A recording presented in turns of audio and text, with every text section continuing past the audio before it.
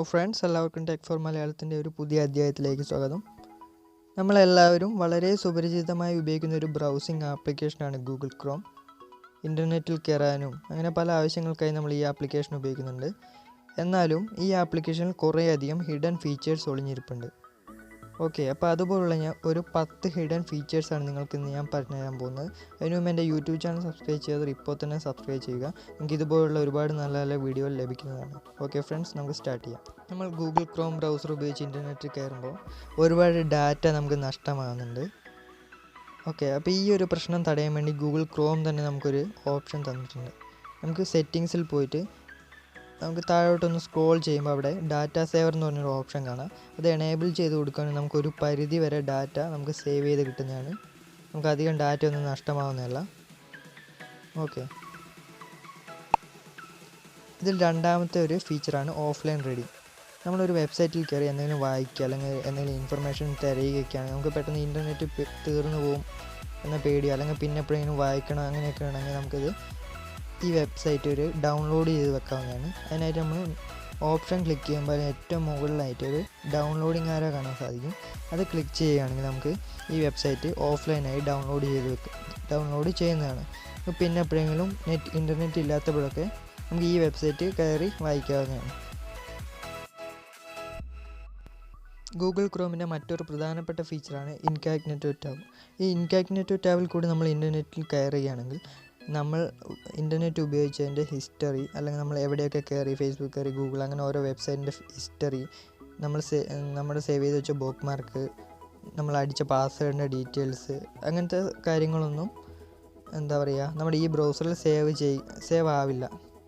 നമ്മൾ എന്ത് ചെയ്താലും നമ്മൾ ഈ ടാബിൽ നിന്ന് എക്സിറ്റ് ആവുകയാണെങ്കിൽ അതൊക്കെ ഓട്ടോമാറ്റിക്കായി ക്ലിയർ ആവുന്നതാണ്. അതായത് പിന്നെ നമ്മൾ ഒരിക്കലും നമുക്ക് ഹിസ്റ്ററി തിരയാൻ നോക്കി നമുക്ക് കാണാൻ സാധിക്കില്ല. വളരെ സേഫ് ബ്രൗസിംഗ് ആണ്. നാലാമത്തെ ഒരു ഫീച്ചറാണ് PDF കൺവേർട്ടർ. നമ്മളൊരു വെബ്സൈറ്റിൽ കയറി ആ വെബ്സൈറ്റിൻ്റെ കണ്ടൻറ്റ് നമ്മുടെ ഫ്രണ്ട്സിന് ആർക്കെങ്കിലും സെൻഡ് ചെയ്ത് കൊടുക്കുകയാണ്. നമ്മൾ സാധാരണയായിട്ട് വെബ്സൈറ്റിൻ്റെ ലിങ്ക് കോപ്പി ചെയ്ത് അയച്ചു കൊടുക്കുകയാണ് ചെയ്യുക. പക്ഷേ ഇതിനെക്കാട്ടും ബെറ്ററായ ഒരു ഐഡിയ ആണ് നമുക്ക് ആ വെബ്സൈറ്റിൻ്റെ കണ്ടൻറ്റ് ഒരു PDF ഫയലായിട്ട് കൺവേർട്ട് ചെയ്ത് ഫ്രണ്ട്സിന് അയച്ചു കൊടുക്കാം.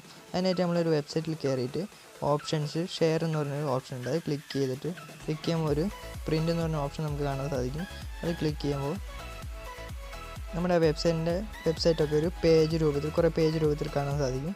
അത് ഓട്ടോമാറ്റിക്കായി ഒരു PDF ഫയലായിട്ട് വന്നിട്ടുണ്ട്. ഇനി ഏറ്റവും മുകളിലായിട്ടൊരു ഡൗൺലോഡിങ് ആരോ ഉണ്ട്. അത് ക്ലിക്ക് ചെയ്തിട്ട് നമുക്ക് നമ്മുടെ ഫോണിലേക്ക് ആ PDF ഫയൽ ഡൗൺലോഡ് ചെയ്യാം.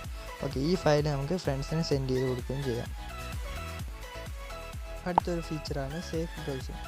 നമ്മൾ ഇൻ്റർനെറ്റിൽ ഒരുപാട് വേണ്ടാത്തയും വേണ്ടതുമായിട്ടുള്ള വെബ്സൈറ്റുകളും കാര്യങ്ങളൊക്കെ ഉണ്ട്. അപ്പോൾ നമ്മൾ സെറ്റിങ്സിൽ പോയിട്ട് പ്രൈവസി എന്ന ഓപ്ഷൻ ക്ലിക്ക് ചെയ്തിട്ട് ഒന്ന് സ്ക്രോൾ ചെയ്യുമ്പോൾ അടിയിലായിട്ട് സേഫ് ബ്രൗസിംഗ് എന്ന് പറഞ്ഞൊരു ഓപ്ഷൻ കാണാം. അത് എനേബിൾ ചെയ്ത് കൊടുക്കുകയാണെങ്കിൽ നമുക്ക് ഇൻ്റർനെറ്റിലുള്ള ഡേഞ്ചറസ് ആയ സൈറ്റുകളിലും പോൺ സൈറ്റുകൾ അങ്ങനെ അശ്ലീല സൈറ്റുകളിൽ നിന്നൊക്കെ നമുക്ക് മുക്തി കാണാൻ സാധിക്കും. ഗൂഗിൾ ക്രോമിൻ്റെ മറ്റൊരു രസകരമായ ഫീച്ചറാണ് ഓഫ്ലൈൻ ഗെയിമിംഗ്. നമ്മളൊരു വെബ്സൈറ്റിൽ കയറുമ്പോൾ പെട്ടെന്ന് ഇൻ്റർനെറ്റ് തീർന്നു പോവുകയും നമ്മൾ വൈഫൈ ഉപയോഗിക്കുകയാണെങ്കിൽ പെട്ടെന്ന് വൈഫൈ ഡിസ്കണക്റ്റ് ആയി പോവുകയും മറ്റും ചെയ്യുമ്പോൾ നമുക്ക് UR ഓഫ്ലൈൻ എന്ന് പറഞ്ഞൊരു വിൻഡോ കാണാൻ സാധിക്കും. അതിൻ്റെ തൊട്ട് മുകളിലായിട്ട് ഒരു ഡൈനോസറിൻ്റെ ഒരു ഇമേജ് ഉണ്ട്. അതൊന്ന് ജസ്റ്റ് ഒന്ന് ക്ലിക്ക് ചെയ്യുകയാണെങ്കിൽ നമുക്ക് പെട്ടെന്ന് തന്നെ ഒരു ഗെയിം നമ്മുടെ മുമ്പിൽ കാണാൻ സാധിക്കും. നമ്മൾ ആ സ്ക്രീനിലൊന്ന് ടാപ്പ് ചെയ്യുകയാണെങ്കിൽ നമുക്ക് ആ ഗെയിം കളിക്കാം. ഗൂഗിൾ ക്രോമിൻ്റെ മറ്റൊരു വളരെ ഹെൽപ്ഫുള്ളായൊരു ഫീച്ചറാണ് ഓട്ടോ ഫിൽ ഫോം. നമ്മൾ ഇൻ്റർനെറ്റിലെ പല വെബ്സൈറ്റുകളിലും നമ്മുടെ പേഴ്സണൽ ഡീറ്റെയിൽസ് എൻ്റർ ചെയ്ത് കൊടുക്കേണ്ട ആവശ്യം ഉണ്ടാവും. നമ്മൾ എല്ലാ വെബ്സൈറ്റിലും ഇങ്ങനെ പേഴ്സണൽ ഡീറ്റെയിൽസ് ഇങ്ങനെ എൻ്റർ ചെയ്ത് കൊടുക്കുന്നത് വളരെ മടുപ്പിക്കുന്ന ഒരു കാര്യമാണ്. പോരാത്തതിന് വളരെ സമയം നഷ്ടം ഉണ്ടാവും. എന്നാൽ നമ്മൾ സെറ്റിങ്സിൽ ഓട്ടോ ഫിൽ ഫോം എന്ന് പറഞ്ഞ ഓപ്ഷൻ ഉണ്ട്. ഒരു ഫീച്ചറാണത്. അത് എനേബിൾ ചെയ്തിട്ട് അവിടെ ഫസ്റ്റ് വണ്ണായിട്ട് അഡ്രസ്സ് എന്ന് പറഞ്ഞൊരു ഓപ്ഷൻ കാണാം. ആ അഡ്രസ്സ് എന്ന് പറഞ്ഞ ഓപ്ഷനിൽ നമ്മുടെ പ്രധാനപ്പെട്ട എല്ലാ ഡീറ്റെയിൽസും നമ്മളോട് ചോദിക്കുന്നുണ്ട്. ഇമെയിൽ നമ്മുടെ സ്ഥലം, അങ്ങനെ പേര്, അങ്ങനെ എല്ലാം ചോദിക്കുന്നുണ്ട്. അപ്പോൾ നമ്മൾ അതെല്ലാം എൻ്റർ ചെയ്ത് കൊടുത്തിട്ട് സേവ് ചെയ്യുകയാണെങ്കിൽ നമ്മൾ വേറെ സേവ് ചെയ്തതിന് ശേഷം നമ്മളൊരു വെബ്സൈറ്റിൽ കയറി പേഴ്സണൽ ഡീറ്റെയിൽസ് ചോദിക്കുകയാണെങ്കിൽ നമ്മൾ ജസ്റ്റ് അവിടെ നിന്ന് ടാപ്പ് ചെയ്യുമ്പോഴത്തേക്കും കണ്ടോ അവിടെ എക്സാമ്പിൾ എന്ന് പറഞ്ഞിട്ട് ഒരു ഓപ്ഷൻ വരുവാണ്. നമ്മൾ അതിൽ ക്ലിക്ക് ചെയ്യുകയാണെങ്കിൽ ഓട്ടോമാറ്റിക്കായി നമ്മൾ കൊടുത്ത പേഴ്സണൽ ഡീറ്റെയിൽസ് ഒക്കെ ആ ബോക്സുകളിൽ ഓട്ടോമാറ്റിക്കായി വരുന്നതാണ്. എട്ടാമത്തെ ഒരു ഫീച്ചറാണ് വെബ് ആപ്പ്. നമ്മൾ സ്ഥിരമായിട്ടൊരു വെബ്സൈറ്റിൽ കയറുകയാണെങ്കിൽ ആ വെബ്സൈറ്റ് നമുക്കൊരു ആപ്ലിക്കേഷൻ മോഡലായിട്ട് ഷോർട്ട് കട്ടായി നമ്മുടെ ഫോണിൻ്റെ ഡെസ്ക്ടോപ്പിൽ തന്നെ സേവ് ചെയ്ത് വെക്കാൻ പറ്റുന്നതാണ്. അതിനായിട്ട് ക്രോമിൻ്റെ ഏറ്റവും മുകളിലായിട്ടുള്ള 3 ഡോട്ട്സ് ക്ലിക്ക് ചെയ്യുമ്പോൾ ഏറ്റവും അവസാനമായിട്ടുള്ള ഒരു ഓപ്ഷനാണ് ഇൻസ്റ്റാൾ എ വെബ് ആപ്പ് എന്ന്.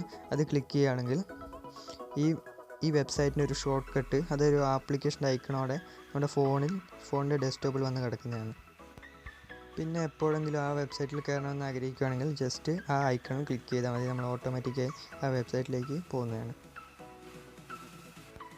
ഒമ്പതാമത്തെ ഒരു ഫീച്ചറാണ് ഡെസ്ക്ടോപ്പ് സൈറ്റ്. നമ്മൾ സാധാരണയായിട്ട് ഫോണിലൂടെ ഒരു വെബ്സൈറ്റിലേക്ക് കയറുമ്പോൾ നമ്മുടെ ഫോണിൻ്റെ സ്ക്രീൻ സൈസ് അനുസരിച്ചായിരിക്കും ആ വെബ്സൈറ്റിൻ്റെ ലേഔട്ടിലൂടെ വരിക. കാരണം ഇപ്പോഴത്തെ എല്ലാ വെബ്സൈറ്റുകളും റെസ്പോൺസീവ് വെബ്സൈറ്റാണ്.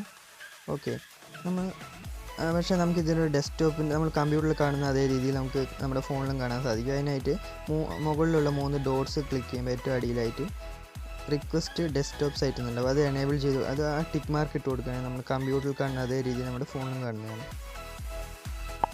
ഈ ലിസ്റ്റിലെ അവസാനത്തെ ഒരു ഫീച്ചറാണ് ടെക്സ്റ്റ് ടു സെർച്ച്. നമ്മൾ ബ്രൗസ് ചെയ്യുമ്പോൾ ഒരു സ്പെസിഫിക് ആയ വേർഡിനെ കുറിച്ച് മാത്രം സെർച്ച് ചെയ്യണമെങ്കിൽ നമുക്ക് ടെക്സ്റ്റ് ടു സെർച്ച് എന്ന് പറഞ്ഞൊരു ഓപ്ഷൻ ഉപയോഗിക്കാം. അതിനായിട്ട് സെറ്റിങ്സിൽ പ്രൈവസി എന്നതിൽ പോയിട്ട് അവിടെ നമുക്ക് ടെക്സ്റ്റ് ടു സെർച്ച് എന്ന് പറഞ്ഞൊരു ഓപ്ഷൻ കാണാം. അത് എനേബിൾ ചെയ്ത് കൊടുക്കുക. അത് എനേബിൾ ചെയ്ത് കൊടുക്കുന്നതിനുള്ള ഉപകാരം എന്താണെന്ന് വെച്ചാൽ നമ്മൾ ബ്രൗസ് ചെയ്തുകൊണ്ടിരിക്കുമ്പോൾ ഒരു സ്പെസിഫിക് ആയിട്ട് വേർഡിൽ ഒന്ന് ഡബിൾ ടാപ്പ് ചെയ്താൽ ആ സ്പെസിഫിക് ആയിട്ടുള്ള വേർഡിനെ കുറിച്ചുള്ള മാത്രം സെർച്ച് റിസൾട്ട് നമുക്ക് വരുന്നതാണ്. ഉദാഹരണത്തിന് ഞാൻ ഒരു വേർഡിൽ ടച്ച് ചെയ്യുമ്പോൾ അവിടെ ഒരു മുകളിലൊരു മെനു ബാർ വരുന്നതാണ്. അതിൽ ക്ലിക്ക് ചെയ്യുകയാണെങ്കിൽ അതിനെക്കുറിച്ചുള്ള ഒരു സെർച്ച് റിസൾട്ട് വരുന്നതാണ്. ഓക്കെ ഫ്രണ്ട്, ഈ പറഞ്ഞു തന്ന കാര്യങ്ങളൊക്കെ നിങ്ങൾക്ക് വളരെ ഹെൽപ്ഫുൾ ആകുമെന്ന് വിചാരിക്കുന്നു. വീഡിയോ ഇഷ്ടമായാലും ഒരു ലൈക്കും തരിക. കൂടാതെ എൻ്റെ യൂട്യൂബ് ചാനൽ സബ്സ്ക്രൈബ് ചെയ്തവർ ഇപ്പോൾ തന്നെ സബ്സ്ക്രൈബ് ചെയ്യുക. Okay friends, thank you for watching.